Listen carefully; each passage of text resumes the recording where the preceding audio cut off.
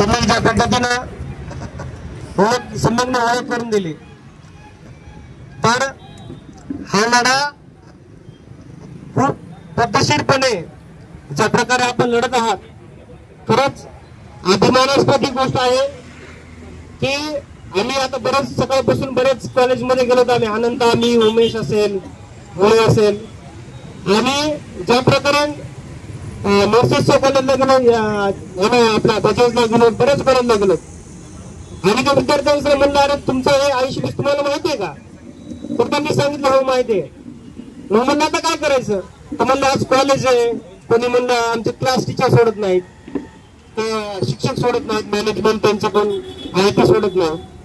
मग म्हणलं कशाला शिकायला, म्हणजे शिकायचं कशासाठी तुम्हाला, है ना? प्रश्न पडला पाहिजे ना आपल्याला, शिकायचं कशाला, इथं बसायचं कशाला, उभं राहायचं कशाला, हा प्रश्न पडला पाहिजे का ना माणूस म्हणून आपल्याला. त्यांना असा प्रश्न पडला पाहिजे प्रत्येकाला की आपण शिकवलं कशासाठी, नोकरीसाठी शिकायला. आम्ही त्यांना सांगितलं की बाई तुम्ही नोकरीसाठी शिकायला, आणि जर हा ऍक्ट तुम्ही जर आणला तर तुम्हाला नोकरीच मिळणार नाही, मग कशाला शिकायला? म्हणजे व्यवस्थेनं कॉलेजची एवढी भीती, त्या कॉलेजमध्ये जाताना चप्पल काढून त्या काय प्रिन्सिपलला भेटायचं जाताना जायचं, आधी त्या चपराशाला बोलायचं, नंतर त्यांना भेटायचं. अरे या देशामध्ये एकदम म्हणजे विद्यार्थ्याच्या कॅम्पसमध्ये जायला तिथं विद्यार्थ्याला बंदी बाहेरची, आम्ही गेलो तर आम्हाला कॅम्पसमध्ये गेलो. मला याच्यातून एवढं सांगायचंय की चुप्पी जी आहे ना, ती चुप्पी बसायलो तर आपण गच्ची बसायलो, आणि साहेब साहेब सर सर म्हणालोत ना, हे प्रथम सगळं मोडून टाका. कुठलं बी कॉलेज कॅम्पस असू द्या, BLDC मध्ये शिरायचा प्रयत्न करा, काय होणार नाही. जर आम्हाला आमचे राईट्स मिळत नसतील, जर आमचे हक्क मिळत नसतील, तर काय म्हणतात कॉलेज, मी याच्यासाठी सांगायलो की आपली संख्या कशी वाढेल, आपण त्यांच्यापर्यंत का पोहोचू शकत नाही.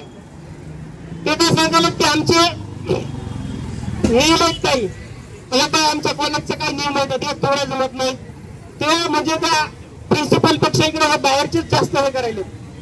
तर मित्रांनो लक्षात घ्या, नियम कायदा जो असतो ना, तो तुमच्यासाठी कधीच कॉलेजने बनवलेला नसतं, लक्षात घ्या. का कुठल्या कॉलेजने विद्यार्थ्याच्या हितासाठी कोणता नियम बनवलाय? ही भ्रमक कथा आहे, हा भ्रम आहे की कॉलेज आमच्यासाठी चांगले नियम बनवतंय. कॉलेज मॅनेजमेंट जी आहे ना, त्यांच्या हितासाठी त्यांची गाडी कशी ऑफिस पर्यंत जाईल आणि तुमच्या गाड्या कशा पार्किंग मध्ये लागतात, हे मॅनेजमेंट आहे. ते म्हणते तुम्ही गाडी वाटत लावली, हे नियम नाही, त्यांची गाडी ऑफिस पर्यंत गेली पाहिजे. मला याच्यातून हे सांगायचंय की त्यांचे नियम हे मोडा. जर जोपर्यंत आपण त्यांचे नियम मोडत नाही, जोपर्यंत त्यांची व्यवस्था आपण समजून घेत नाही, तोपर्यंत आपण पुढच्या व्यक्तीला बोलू शकत नाही आणि त्यांना आपल्या आंदोलनामध्ये सहभागी करू शकत नाही. मित्रांनो, ज्या प्रकारे आपण सांगितलं विद्यार्थी एकता जिंदाबाद, या ठिकाणी आपण नारे दिले. आपण सगळे विद्यार्थी येतं, आपली एकता व्हायला जर तयार नसेल तर मग जिंदाबाद कसं होतील, आपण विजय कसा होतील, है ना? जोपर्यंत आपली एकताच व्हायला तयार नाही, जोपर्यंत आपल्या बांधवापर्यंत आपल्या व्यवस्थित नसेल त्या ठिकाणी जायला तयार नाही, तोपर्यंत आपली एकता जिंदाबाद कशी होईल? या ठिकाणी व्यवस्था ही ती निसर्गट आहे. तुम्हाला सगळ्यांना माहिती आहे किती म्हणजे गेंड्याच्या वरच्या कातडाची सरकार आहे. आज दिवसाला 9 शेतकरी आत्महत्या करते. किती?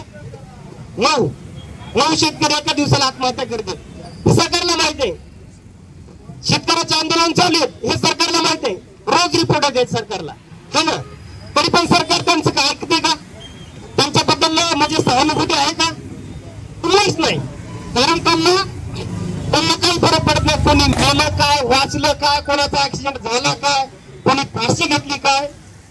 शेतकऱ्यांनी दिल्लीच्या बॉर्डरवर आंदोलन केलं, गाजीपूर बॉर्डर, हरियाणा बॉर्डर, 700 शेतकरी मेले, सॉरी शहीद झाले. शहीद मेले म्हणता येणार आपण, शहीद झाले देशासाठी, शेतकऱ्यासाठी शहीद झाले. तरी पण सरकारला 700 शेतकरी शहीद झाल्यानंतर त्यांना जाग आली की हे कायदे मागे येणार. हे कायदे येतात कुठून? हे कायदे येतात त्यांच्या मानसिकतेमधून, त्यांची मेंटॅलिटी मधून हे कायदे येतात. कायदा म्हणजे कुठेतरी काय असं बसल्यान ठरवलं असं नाही, त्यांची एक सत्तेची एक विचारधारा असते. मित्रांनो एक लक्षात घ्या, कुठला बी कायदा करताना सत्तेची एक विचारधारा असते. कुठलं बी सत्तेमध्ये सरकार आलं की ते त्याची विचारधारा पुढे नेण्यासाठी प्रयत्न करते.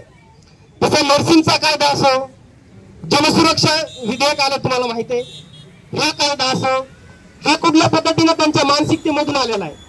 आणि जर त्यांच्या मानसिकतेला, त्यांच्या माइंडला, त्यांच्या विचारधारेला जर चॅलेंज करायचं असेल तर आपल्याला बी त्याच पद्धतीनं, त्याच द्वेषानं आणि त्याच ताकदीनं लढण्याची गरज आहे मित्रांनो। माझी तुम्हाला विनंती आहे, खूप छान या ठिकाणी आजपर्यंत तुम्ही या ठिकाणी आंदोलन या ठिकाणी करताय, सम्यक सातत्यानं या ठिकाणी धावपळ करतोय, माझ्याशी संपर्क करतोय, आमच्या ज्या संघटनेचं मी काम करतो आमच्या विद्यार्थी संघटनेशी संपर्क करतोय।